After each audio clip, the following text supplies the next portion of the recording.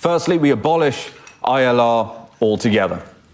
We will replace it with a 5-year renewable work visa, just like a lot of other countries do, America, the UAE, many comparators out there. The qualifying salary for this work visa will be materially higher than it is today. The specific number will be determined by our net fiscal modeling close to a general election, because that's the sensible and responsible thing to do, but it will be materially higher than it is today. Number two, you cannot have criminal convictions.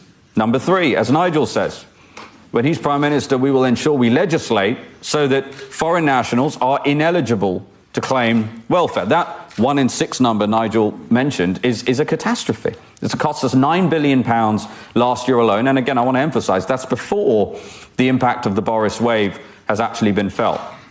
So we have to make these changes. It's the only way we can prevent the UK, frankly, going bankrupt many times over as a result of these issues.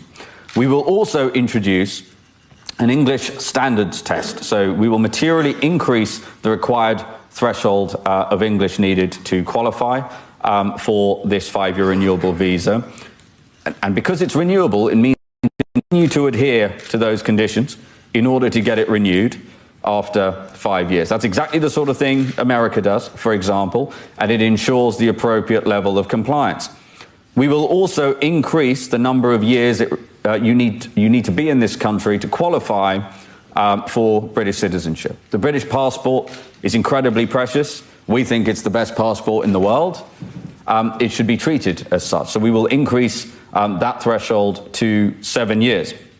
Now, we are obviously aware that there are certain job functions in this country that are reliant on foreign labour, without which there would be material detriment to British people. We call these national critical roles.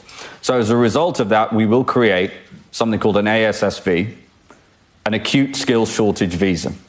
These will be strictly limited in number. There will be a finite cap at the start of the year.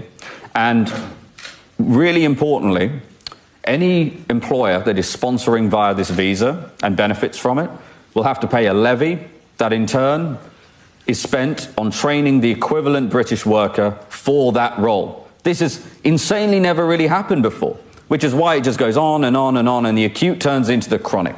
So by implementing this policy, we will ensure that, for example, our care homes do have enough workers, but we'll go into the detail on that. That doesn't mean they can bring infinity dependence. But what it will mean is the national critical functions will be